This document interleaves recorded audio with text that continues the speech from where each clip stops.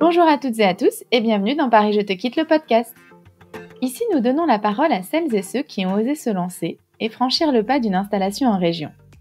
Envie de changer d'air, interrogations, freins et doutes au départ, mais aussi choix de leur nouvelle destination et intégration sur place.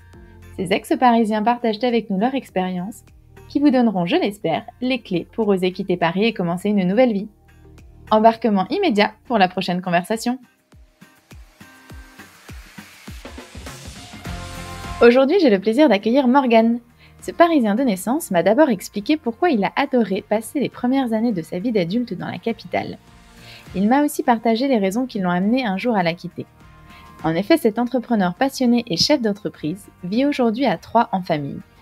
C'est une ville qu'il ne connaissait pas, mais qu'il a choisie pour son cadre de vie ainsi que sa proximité avec Paris, où il revient régulièrement pour le travail.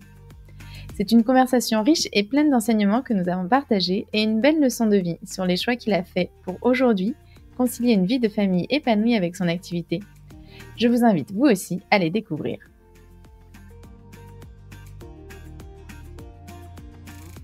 Bonjour Morgane et bienvenue dans ce nouvel épisode. Pour commencer, est-ce que tu pourrais te présenter, nous dire rapidement d'où tu viens en fait et où tu habites maintenant, qu'est-ce que tu y fais ? Bonjour Laura, donc bonjour à tous. Donc je m'appelle Morgan Remoller, je suis docteur en pharmacie, mari d'une femme entrepreneur également, père de 2 garçons de 9 et 2 ans, et donc aujourd'hui j'ai une double activité de consultant pour les entreprises du secteur de la santé qui veulent développer leur activité dans un monde transformé par le digital. Et à côté de ça, je développe une plateforme web qui s'appelle linkyfarm.fr, dont l'objectif, c'est de créer du lien entre tous les acteurs de la santé. Et Dieu sait qu'on s'en est rendu compte qu'il manquait de lien parfois au cours des 2 dernières années qui viennent de se passer avec le Covid. Effectivement. Et donc, tu réalises tout ça depuis Troyes, c'est bien ça ? Voilà, exactement, oui. Donc aujourd'hui, j'habite à Troyes en province et je fais 1 fois à 2 par semaine du télétravail et j'alterne avec du présentiel au niveau des bureaux à Paris. D'accord. Alors, justement, donc, tu habitais avant à Paris, si je me trompe pas. Est-ce que tu étais originaire de la capitale ? Alors, en fait, je venais de la région parisienne, donc j'ai fait mes études à Versailles au niveau du lycée. Par la suite, j'ai fait la faculté de pharmacie à Châtenay-Malabry, 3e cycle à Dauphine, à Centrale Paris et au Sésame, pour vraiment bien maîtriser le secteur de la santé. Et donc, par la suite, j'ai travaillé chez différents types d'acteurs. J'ai travaillé au départ dans le conseil, c'était très intéressant, j'avais remporté l'appel d'offres à la mise en place du DMP, le dossier médical personnel partagé. C'était en 2008. On voit qu'on est en 2021 et qu'il commence à arriver un petit peu. On voit que c'était vraiment un très gros projet. Et ce qui est très intéressant, c'est que le DMP, c'est vraiment pour créer du lien justement entre la santé et les patients en lien avec les professionnels de santé. Et on s'en rend compte depuis ces 2 dernières années que c'est vraiment un besoin à tous les niveaux. Et donc, par la suite, j'ai créé une start-up dont l'objectif, c'était de permettre aux patients de prendre en main leur santé. Et donc cette start-up que j'ai revendue au groupement HPI Totum, dont le président avait plusieurs pharmacies à Troyes et dans lequel il nous a proposé de nous associer. Je dis nous parce que c'est ma femme et moi. Et donc, c'est comme ça qu'on a déménagé à Troyes et pour le plus grand bien justement de notre vie personnelle et professionnelle, car la province nous permet d'allier vraiment les deux avec harmonie. D'accord, donc justement, c'est vraiment la création de cette start-up et en fait finalement sa vente et la rencontre avec ce directeur qui t'a amené à donc déménager en province, toi qui avais finalement toujours vécu en région parisienne. Voilà, Et exactement. Oui. donc justement, est-ce que c'était un souhait pour vous de partir à un moment de Paris ou finalement vous y étiez bien à l'époque ? Oui, c'est ça qui est très intéressant, mais je m'en rends compte souvent dans la vie, c'est que de toute problématique ou question qui se pose, il peut y avoir des opportunités, soit d'évolution, soit justement de bien-être dans la vie. Et à l'origine, on ne voulait pas partir de Paris. À l'origine, on avait nos bureaux qui étaient rue Louis-le-Grand, à côté d'Opéra. On habitait à côté de la Bourse. On allait tous les soirs, on était dans notre vie trentenaire, sans enfants, où tous les soirs on allait au théâtre, une fois au théâtre, une fois au cinéma, etc.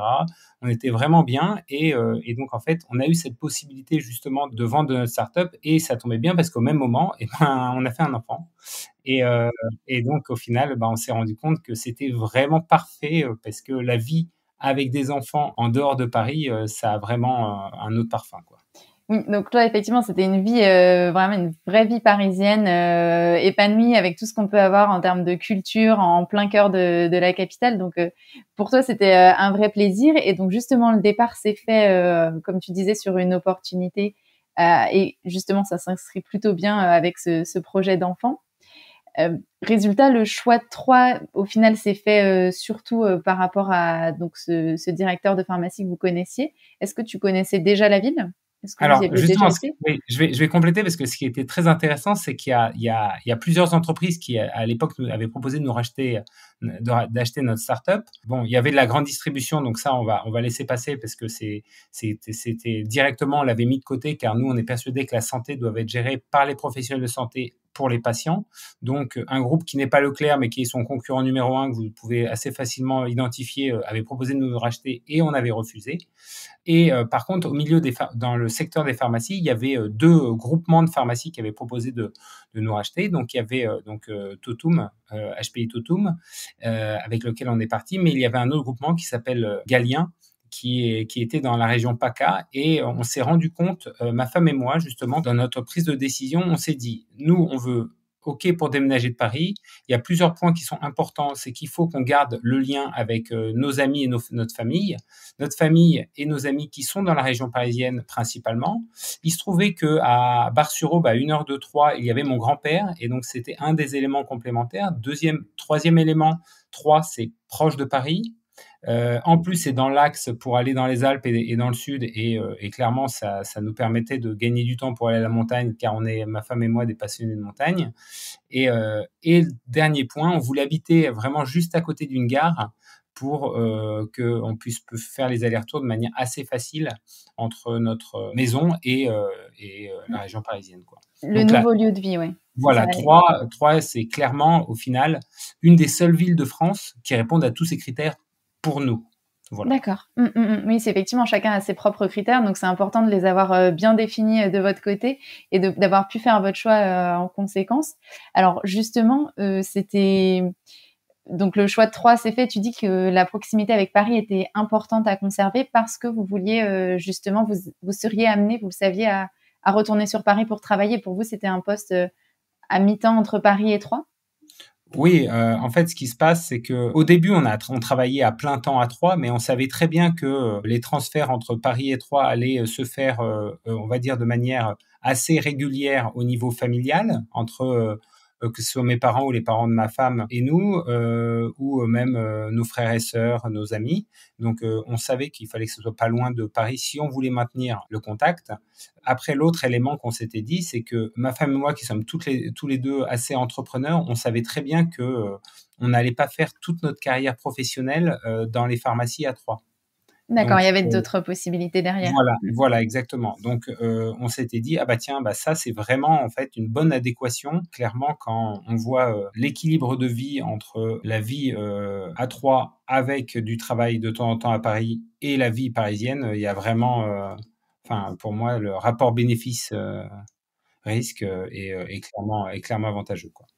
Donc justement, bah, si on reparle, si on rebondit un peu sur ce rythme, aujourd'hui, tu me disais que vous avez un rythme pour le moment en décalé et vous envisagez peut-être de vous organiser avec ton épouse pour rentrer sur Paris ensemble Voilà, et exactement. organiser vos semaines différemment. Alors, ce serait quoi le nouveau rythme qui pourrait se mettre en place à la rentrée? Alors voilà, bah justement, c'est exactement ça, le nouveau rythme qui va se mettre en place à la rentrée. Le lundi, on travaille de chez nous. Donc l'avantage de travailler de chez nous, c'est que on s'occupe des enfants le matin, on peut les amener à l'école, on peut aller les chercher. Donc ça, c'est vraiment un élément qui est primordial, mais je vais donner juste une petite anecdote parce que j'avais trouvé ça vraiment très intéressant. C'était il y a 4-5 ans, mon plus grand fils, donc qui a 9 ans maintenant, qui s'appelle Candide, un dimanche soir, je lui avais dit, alors tu sais, demain matin, il faut être gentil avec maman parce que papa, il part travailler à Paris. Tu sais que le lundi matin, il va travailler à Paris. Donc à l'époque, je faisais du conseil pour l'industrie pharmaceutique. Et donc je partais tôt, je partais à 5 heures du matin. Et donc voilà, et je lui avais dit, bah, je rentrerai mardi soir. Et il m'avait dit, oui, tu sais, et je lui ai dit, tu sais très bien que papa travaille, c'est important de travailler dans la vie, etc. Et je lui avais dit, tu sais, est-ce que tu sais pourquoi on travaille? Et il m'avait notamment posé pas mal de questions par la suite. Et je lui avais dit, bah, tu sais, en fait, c'est que pour vivre, on a besoin d'argent. Quand on veut aller faire des loisirs, bah, ça coûte de l'argent. Quand on veut manger, pour habiter, pour partir en vacances, etc. Et là, au moment où je lui avais dit pour partir en vacances, lui, il m'avait répondu, tu sais, papa, je préférerais que tu viennes me chercher plus souvent à l'école plutôt qu'on parte en vacances. Et C'est ça, une belle leçon de vie d'un enfant de 9 ans, exactement. Et encore ouais, plus jeune à l'époque. voilà, qui avait 5-6 ans à l'époque. Et donc ça, bah, je l'ai bien entendu. Et donc justement, aujourd'hui, maintenant, bah là, par exemple, bon, après, c'est avec tout ce qui s'est passé avec le Covid, mais justement, ça a changé notre manière de travailler. Sur les 2 dernières années, je pense que je suis allé le chercher minimum 3 jours par semaine à l'école. D'accord, ce qui, j'imagine, était beaucoup plus Voilà. compliqué, Ouais, quand vous étiez sur Paris, c'était encore différent, mais ce qui serait ouais. pas forcément évident sur un autre rythme de travail où tu finirais, probablement après les horaires de sortie d'école. Voilà. Donc attends, je reprends justement la question que tu m'as posée tout à l'heure. Donc ce qui est prévu, c'est que donc le lundi, on travaille de chez nous. Le mardi matin, on a une assistante scolaire qui vient tôt pour s'occuper des enfants. Ma femme et moi, on part sur Paris pour travailler. Donc moi, je travaille sur Paris le mardi et le mercredi, et ma femme le mardi, le mercredi et le jeudi. Et donc, on part tôt le mardi. Moi, je reviens le mercredi en fin de journée. C'est mes grands-parents, c'est mes beaux-parents qui s'occupent des enfants le mardi soir et le mercredi pour les amener aux activités sportives et musicales. Et donc, moi, je vais les récupérer mercredi en fin d'après-midi. Je m'en occupe le soir, donc seul. Le jeudi matin, je les amène à l'école et le jeudi soir, bah, ma femme rentre et donc on s'occupe des enfants comme d'habitude, on va dire. Et le vendredi, bah, je les amène à l'école et je vais les chercher. Et voilà. Et le week-end, bah, quand on va faire des activités ensemble, on est vraiment toujours à l'extérieur, dans les vignes. Enfin, c'est magique, quoi, la vie par Et rapport avec à. du temps, j'imagine, de qualité aussi avec passer Voilà. avec tes enfants, parce que là, quand on t'écoute, il y a effectivement ce rythme où tu travailles de chez toi, mais qui te permet de t'occuper des enfants le matin et le soir et d'avoir du temps avec eux. En fait, c'est peut-être ça une des choses que t'as apporté le télétravail, j'imagine, c'est peut-être plus de temps en famille. Oui, en fait, alors plus que du temps, ouais, alors déjà, ça m'a apporté énormément de temps. En fait, ça m'a permis de recadrer les choses qui étaient importantes dans ma vie. Donc, je suis vraiment devenu maître de mon temps. Et ça, pour moi, je pense que c'est la clé du bonheur. Quand, en gros, on est capable d'aller gérer son temps, ça ne veut pas dire de faire n'importe quoi avec son temps, justement. C'est d'être juste acteur de la maîtrise de son temps. Entre la vie de famille, les amis, les loisirs, son travail, enfin voilà, sa vie de couple, enfin voilà, toutes ces choses-là font que aujourd'hui, bah, parfois, je peux privilégier, je sais pas moi, une soirée avec des amis. Parfois, enfin, en gros, pour résumer de manière assez simple, mon travail n'est plus la priorité de ma vie depuis que j'ai quitté Paris. D'accord, en fait, c'est le repositionnement et en fait, oui, de remettre au centre de l'équation ce qui va compter vraiment pour toi aujourd'hui. Et ça a été possible en quittant Paris. Bah, Peut-être aussi. ouais. Oui, vas-y, je t'en prie. Oui, notamment par rapport simplement à quelques éléments, c'est que la vie à Paris coûte cher, mais coûte pas cher, coûte très cher quand comparativement, ce qui est important dans la vie, c'est de toujours de comparer les choses, c'est que en province, la vie, elle est tranquille, elle est plus tranquille, elle est moins coûteuse. Enfin, il y a beaucoup d'éléments justement alors souvent parce que j'ai plein d'amis forcément qui sont en région parisienne qui me disent: «Oui, mais Morgane, toi tu fais tes allers-retours et cetera, c'est n'importe quoi». Mais je Alors dis: oui, j'allais y venir justement «J'ai pas sur perdu juste». l'organisation des allers-retours. Ouais, c'est ça. Euh, Non. Ce qui se passe, c'est que le temps de trajet, c'est pas du mhm. temps de perdu. Est-ce que tu peux nous redonner le temps qu'il te faut en train depuis Troyes pour rejoindre Paris? Vous mettez combien de temps quand vous partez le Alors, matin? c'est 1 heure et demie de train et c'est 15 minutes de métro, moi, parce que je travaille notamment vers soit Beaugrenelle, soit Bastille. Donc c'est 15 minutes, 1 heure et demie de train où au final je suis assis. j'ai mes écouteurs sur les oreilles, j'écoute de la musique, je travaille, je suis tranquille. J'ai ma prise électrique pour s'il y a besoin de recharger. J'ai une connexion internet avec une carte SIM dans mon iPad où je fais un partage de connexion avec mon téléphone pour mon ordinateur. Enfin, en gros, le temps de trajet, c'est du temps, mais que franchement, je regarde jamais ma montre en me disant dans combien de temps j'arrive. Ça n'existe pas. Ce réflexe n'existe pas. En fait, si c'est vrai que pour, peut-être les auditeurs qui nous écoutent et qui ont jamais fait cette expérience de vie en province et de retour, régulier en tout cas sur Paris, on est bien sur des TER, donc on n'est pas du tout sur les mêmes conditions de transport. J'imagine que ce que tu as pu connaître, quand tu utilisais le métro ou éventuellement les trains de banlieue à l'époque où tu étais sur Versailles, on est sur quelque chose de très différent en termes de confort. Ah, ouais, ça c'est sûr. Ça c'est une très bonne remarque. C'est typiquement le temps de RER, car j'ai connu à l'époque de la fac, j'habitais à Orsay chez mes parents et j'allais de temps en temps à Paris et je prenais le RER. En fait, le TER et le RER, il y a une lettre qui change, mais c'est pas du tout la même vie en fait. Le RER, dans les moments où il y a beaucoup de monde, on est debout, on est serré. Le temps de TER, on est assis, il y a personne debout à côté de nous, et voilà, on a notre prise, tout le monde est calme, et c'est vraiment vraiment sympa comme moment quoi.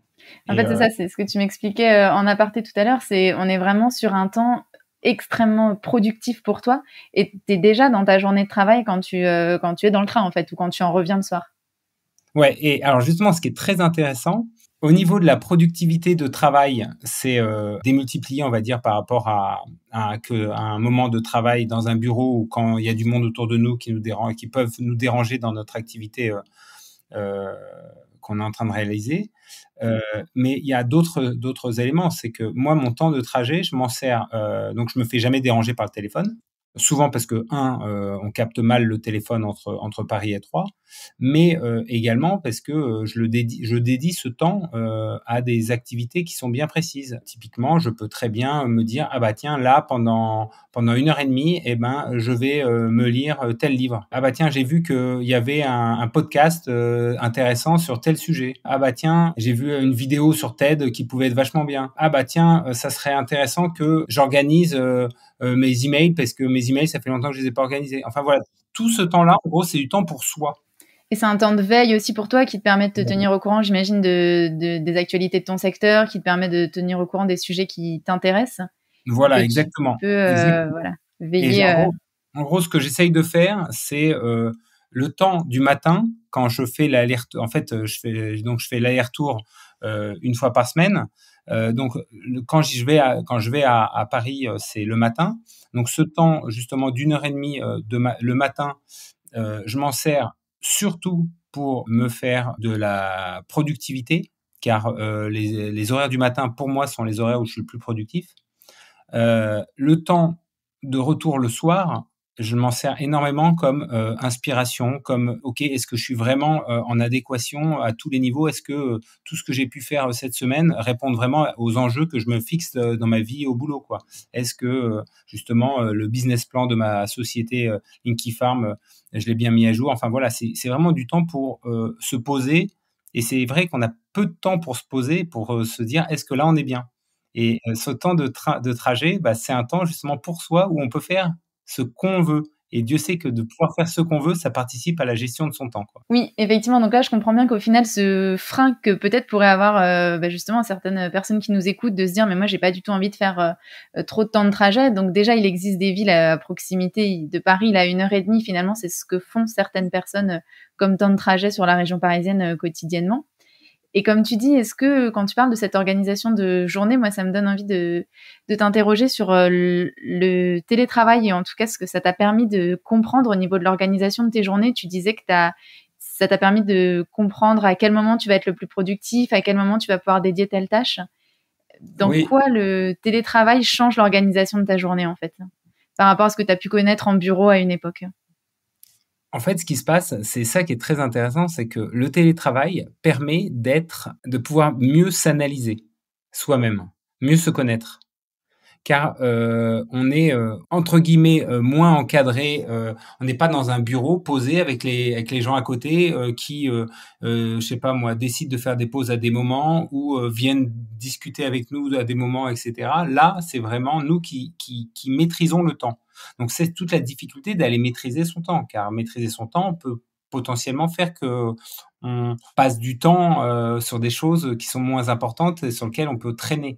Sauf que vu qu'on se dit qu'il faut absolument être productif quand on travaille, pour justement pouvoir partager son temps entre son travail et toutes les autres belles choses qui existent à côté, notamment sa famille, ses loisirs, etc. Et moi, j'ai vraiment l'impression qu'une journée, comme je pouvais faire par le passé quand j'habitais à Paris, bah, on va dire durait 24 heures. Les journées de maintenant, j'ai l'impression qu'elles durent 27 ou 28 heures, quoi. Et c'est parce qu'en fait, on est peut-être, comme tu dis, dans une organisation différente et ça t'a permis, en tout cas, toi, voilà, d'avoir une meilleure gestion de ton temps. Je pense que c'est évident quand on t'entend, que ce soit au niveau de l'organisation quotidienne et au niveau de la journée de travail, au final. Ouais, voilà, c'est ça, exactement. C'est souvent on me dit des amis ou même des personnes avec qui je travaille me disent mais Morgane, comment tu fais? Tu à Troyes, tu bosses pour nous en conseil, tu montes ta boîte, tu prépares un Ironman en sport, tu t'occupes de tes enfants, tu vas les amener, tu vas les chercher, tu dors jamais ou quoi?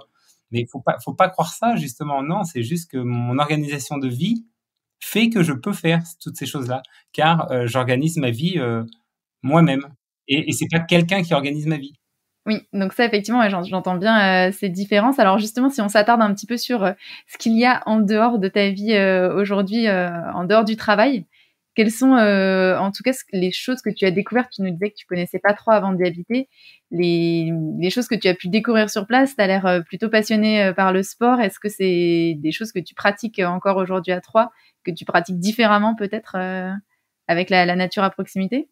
Oui, je vais donner quelques exemples. Par exemple, bah, je cours beaucoup et je fais beaucoup de vélo. Bah, souvent, je les fais avec mes enfants. Donc, par exemple, j'ai une poussette qui permet, en gros, sur cette poussette. C'est adapté pour la course, c'est ça? Voilà, exactement, c'est adapté pour la course, pour le vélo, et cetera. Donc, au final, je mets les enfants, en tout cas, je mets le plus petit dedans et le deuxième maintenant, je le mets, il est sur un vélo et typiquement, on part dans les vignes et on va faire du vélo. Il y en a un qui est dans le vélo, l'autre qui est dans la poussette à l'arrière. Quand c'est démonté, bah, je l'aide au niveau du vélo parce que j'ai un petit système qui lui permet de faire que c'est moi qui le tire un petit peu plus. Et dans la descente, c'est lui qui le fait seul. Enfin, en gros, on redécouvre la beauté de toutes les choses qui peuvent être autour de nous et qui sont différentes de Paris, hein, bien entendu. De temps en temps, avec ma femme, on se dit oh là là, ça va tellement être bien l'année prochaine quand le mardi soir, on sera tous les deux à Paris, on pourra se refaire des théâtres comme on faisait avant, etc. Quand on n'avait pas d'enfants. C'est sûr que c'est différent, mais mais ce qu'il faut toujours, c'est de trouver les plaisirs de la vie en fonction des endroits où on vit. Et il faut pas croire que moi, je le sais parce que j'ai vu qu'à la base, je suis de la région parisienne. On pense que le monde est à Paris, quoi. Non, enfin, faut arrêter de croire ça, quoi. Bah, je pense que ce qui est intéressant pour toi aussi, c'est que le départ à Troyes a aussi été synonyme de changement de vie. En fait, vous êtes passé d'une vie célibataire, très active en termes de sorties, etc., à une vie de jeunes parents. Et ça, Ouais. c'est ce qui fait, je pense, le fait pour vous, le déménagement à Troyes a peut-être été cette belle transition où on se dit, ben, quelles sont aujourd'hui mes nouvelles priorités? C'est un cap quand on devient parent, donc forcément, ça remet en question certaines choses et ça permet de redéfinir des envies et ce qu'on a envie de faire au quotidien. Voilà, exactement. Et c'est pas parce que nous, on a fait les choses comme cela que tout le monde doit le faire. Et clairement, non, parce qu'en fait, chacun a sa vision de la vie, a ce qu'il imagine être le guider vers le plaisir du quotidien, car c'est ça, hein, c'est vraiment le plaisir de son quotidien. Et le plaisir de son quotidien, bah, on peut l'avoir en région parisienne, mais on peut l'avoir en dehors de la région parisienne. Pour donner un autre exemple, mes parents ont déménagé 2 ans après nous. Ils ont déménagé donc ils habitaient juste à côté de Versailles et ils ont déménagé à Hossegor dans les Landes. Et typiquement, c'est un peu dans le même genre, quoi. C'est qu'aujourd'hui, eux, ils vivent différemment et pourtant, à l'époque, ils avaient une vie très Ils active. étaient aussi Voilà. ouais, très très bien à Paris. Et alors justement, si on revient à Troyes pour peut-être ceux qui ne connaîtraient pas Troyes encore, est-ce qu'il y a des lieux en particulier dont tu veux nous parler, des lieux dans lesquels vous aimez bien aller en famille, le soir après l'école ou par exemple le week-end pour se détendre et pour voilà, avoir des moments agréables en famille? Oui, alors en fait, il y a plusieurs choses. Alors, je vais commencer par le week-end. Typiquement, il y a le lac de la Forêt d'Orient qui est un lac qui est assez incroyable, qui est immense, sur lequel, par exemple, on peut faire du pédalo avec les enfants. Il y a des plages, on peut aller se baigner. Il y a même des jeux nautiques maintenant. Il y a une vélovoie donc tout autour et même qui part depuis la ville de Troyes sur lequel on peut faire du vélo plus ou moins rapidement en fonction de ce qu'on souhaite faire. Il y a 3 golfs autour de la ville de Troyes et il se trouve que mon plus grand fils fait du golf et donc c'est clairement très très accessible et c'est magnifique. Quoi d'autre sinon de quoi je peux vous parler en fait, la ville de Troyes, ce qui est très intéressant, c'est que elle est toute petite en superficie et il y a vraiment on peut appeler ça une banlieue autour, sur lequel en fait il y a plein de caractéristiques qui sont différentes les unes des autres. Par exemple, il y a des endroits où il y a les usines, les fameuses usines de Troyes, les magasins d'usines. Les anciennes usines textiles de la région. Voilà, exactement, qui sont remises justement, avant c'est les anciennes usines textiles et maintenant il y a les magasins d'usines où on peut acheter du textile à bon marché, mais c'est ça qui est super dans cette ville, c'est que aussi bien on peut découvrir, je sais pas moi, tout le côté industriel que le côté naturel. Avec, je sais pas moi, il y a par exemple l'endroit où je vais souvent courir qui s'appelle la Voie des Viennes, où on est dans des bois et on va courir, on est au frais. Même en ce moment, par exemple, il fait super chaud. Enfin, je sais pas, je sais pas. En fonction des endroits où on est, il fait soit super chaud, soit super froid. Car j'étais dans le sud-ouest la semaine dernière, et je sais qu'il faisait pas super chaud. Mais en gros, c'est ça, ce qu'il faut toujours se dire, c'est mon environnement m'offre plein de choses diverses, et notamment, donc, la ville de Troyes permet d'offrir plein de choses diverses, et après, on va aller piocher en fonction des choses qui nous apportent du plaisir de vivre au quotidien, quoi. Oui, c'est ce que je comprends. En tout cas, Troyes, ça t'offre cette diversité dans un petit périmètre relativement peu éloigné, d'avoir énormément de possibilités, que ce soit en termes sportifs, sorties avec les enfants, nature, ou voilà, de choisir en fonction de tes envies, en fait. Ouais, voilà, c'est ça. Et un autre élément qui est assez intéressant, c'est que je disais que tout à l'heure, le temps de transport entre Troyes et Paris n'était pas du temps de perdu. Je me souviens, même si on oublie vite, hein, le temps de transport dans les bouchons en région parisienne qui est juste insupportable, enfin difficile à supporter, on va dire. Le temps de trajet en voiture à Troyes n'existe pas. D'accord, donc à nouvelle fois, on a du temps gagné encore. Mais Voilà, on a ces journées qui s'allongent et qui permettent de se concentrer sur l'essentiel, en fait. il y a pas, les embouteillages n'existent pas. Il n'y en a jamais. Ça, je pense que ça pourrait intéresser quelques, quelques auditeurs parisiens, peut-être en ce moment même bloqués dans les transports ou dans les bouchons. Et effectivement, on a dans ces villes de province cet avantage oui, de gagner énormément de temps. Voilà, exactement. Donc après, tout dépend de la ville de province dans laquelle on va, mais c'est vrai que des grandes villes de province comme, je vais pas donner des noms, mais comme on va dire les 10 plus grandes villes de province qui peuvent être, je sais pas, Lyon, Bordeaux, Marseille, etc., où les bouchons existent, d'accord, mais Troyes, qui est la 50e ville de France, si je me trompe pas, avec donc 60 000 habitants, 120 000 avec la communauté d'agglomération, il n'y a pas d'embouteillage, mais jamais. C'est-à-dire que quand j'ai 4 kilomètres à faire, je sais le temps que je vais mettre pour faire ces 4 kilomètres en fonction de s'il y a des feux ou non, quoi. En gros, c'est juste ça, quoi, des feux tricolores. Je pense que ça peut faire rêver quelques personnes, effectivement. Alors, je vois que le temps est en train de défiler. Je me dis que si on doit dresser un bilan aujourd'hui, à la fois personnel, professionnel, tu nous disais au départ, quand vous avez choisi Troyes, le but c'était de garder le lien avec les proches. J'ai l'impression que c'est plutôt faisable, d'avoir voilà, cette localisation idéale à proximité des montagnes, tout en restant facilement reliable à la capitale, et en même temps d'habiter proche d'une gare pour vous. Donc là, tous les critères sont remplis à Troyes. En termes de bilan, on est plutôt positif, j'imagine. Oui, et justement, je vais compléter sur quelque chose qui peut prouver, enfin qui peut aller dans le même sens, c'est que on n'est plus dans les pharmacies justement associées avec le président de Totum dans lequel on était. C'est pour cette raison qu'on était parti à Troyes. On n'y est plus. Aujourd'hui, comme mes parents me disent, mais pourquoi vous restez à Troyes? Parce qu'en fait, on est bien à Troyes. Donc en fait, le déclic qui vous a fait venir à Troyes, finalement, ça vous a aussi permis d'aimer la ville et aujourd'hui de rester dans cette ville, même si vous avez plus ce besoin professionnel qui vous y retient en fait. Exactement. On n'a plus aucun besoin professionnel qui nous retient dans la ville de Troyes. À l'origine, on était en région parisienne et aujourd'hui, on est bien et clairement, on se dit souvent, mais quel autre endroit pourrait nous permettre d'avoir cet équilibre entre la vie familiale et la vie professionnelle comme on a aujourd'hui? Pour le moment, vous n'avez pas trouvé. Voilà, aujourd'hui, on n'a pas trouvé. Pour le moment, la meilleure réponse pour vous, c'est Troyes. Voilà, exactement. Et juste, si on fait un petit bilan sur la partie télétravail pour les personnes qui nous écoutent, qui peut-être ont commencé à tester un peu plus ce mode de travail qui s'est démocratisé, notamment avec la crise sanitaire. Pour toi, c'est quelque chose qui est adaptable à tous, c'est quelque chose qu'on peut tous mettre en pratique. Est-ce que pour toi, il y a des prérequis à cette utilisation du télétravail?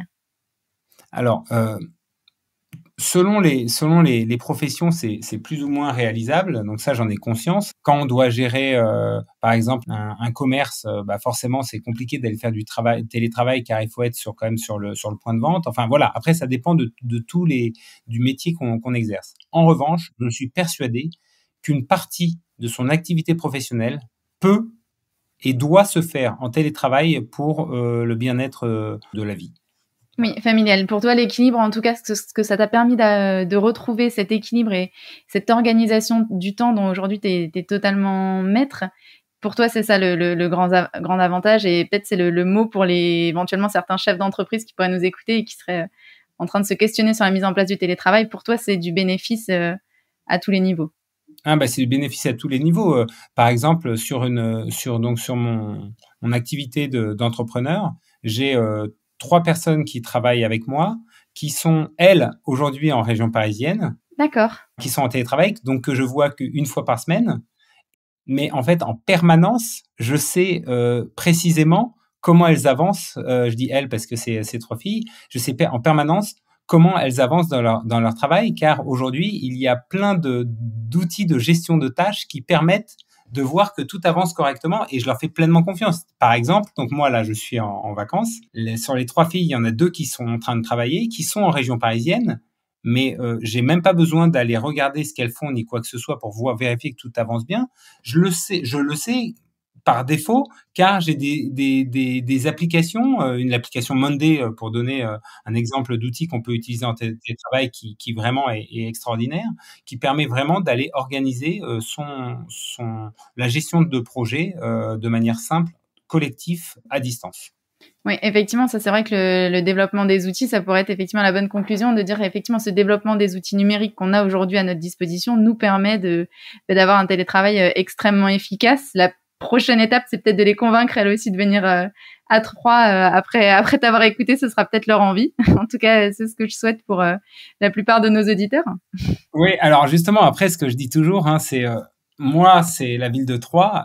Je suis persuadé que dans la vie, moi, je pense qu'il y a quand même beaucoup de personnes de la région parisienne qui vont aller vers Troyes, car c'est une ville à côté de Paris qui est avec un bon vivre vraiment impressionnant. Enfin, bon, il y a beaucoup d'éléments, on va dire positifs, qui vont dans la même direction. Après, selon les choses qui sont importantes dans sa vie, ça peut très bien être non, moi, ça peut peut-être être, je sais pas moi, sur dans le Calvados. Enfin bref, en gros, chacun selon les éléments qui sont importants dans sa vie et en fonction de là où habite leur famille.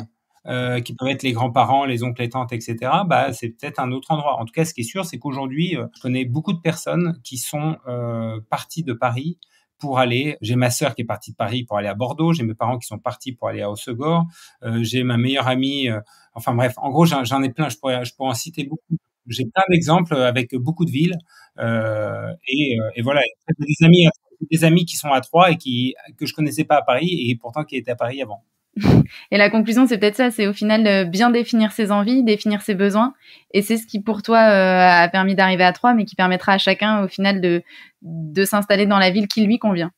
Voilà, en fonction on va dire de son évolution dans son parcours professionnel, donc de son âge, de la situation dans laquelle il peut être aujourd'hui et de là où il a envie d'être demain. Dans sa vie de manière globale et pas uniquement professionnelle. Oui, c'est ça. Effectivement, je pense que les deux sont extrêmement liés quand on t'entend. C'est ce qui ressort du discours. C'est indissociable, la vie professionnelle aujourd'hui de ta vie personnelle.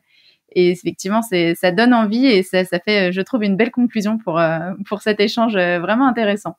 Complètement, hein, c'est exactement ça. Aujourd'hui, quand on fait un choix, il y a des choses en fait qu'il faut dire non à certaines choses pour faire d'autres choses. Aujourd'hui, pour aller à Troyes, j'ai dit non à des grands groupes dans la région parisienne, que ça soit dans l'industrie pharmaceutique ou dans des grands groupes médias, car je savais très bien que par rapport à leur type d'entreprise, j'allais pas pouvoir faire une bonne adéquation, on va dire, entre ma vie professionnelle, ma vie personnelle, et je suis persuadé que la vie personnelle est un Intimement élément lié à la vie professionnelle, voilà, c'est sûr. voilà, exactement. Bah écoute, merci beaucoup Morgane, merci pour ce témoignage inspirant et voilà ce vrai échange intéressant sur voilà le lien que tu as pu faire toi entre ta vie personnelle et professionnelle et surtout la maîtrise du temps que tu as aujourd'hui qui semble très importante. Ouais, merci à toi Laura et ouais, vraiment si je peux donner un message à l'ensemble des personnes qui peuvent nous écouter, c'est avant toute chose, demandez-vous qu'est-ce qui est important dans votre vie et si vous arrivez en conclusion que le meilleur endroit pour répondre à ce besoin ou en tout cas à cette vision que vous pouvez avoir, c'est peut-être pas là où vous êtes aujourd'hui, n'hésitez pas à sauter le pas car vous le regretterez pas. Et là, on est convaincus. Merci beaucoup, Morgane, en tout cas. Merci beaucoup, Laura. À bientôt. Au revoir. Merci à tous d'avoir écouté cet épisode. Si celui-ci vous a plu, pensez à vous abonner, à liker et à partager.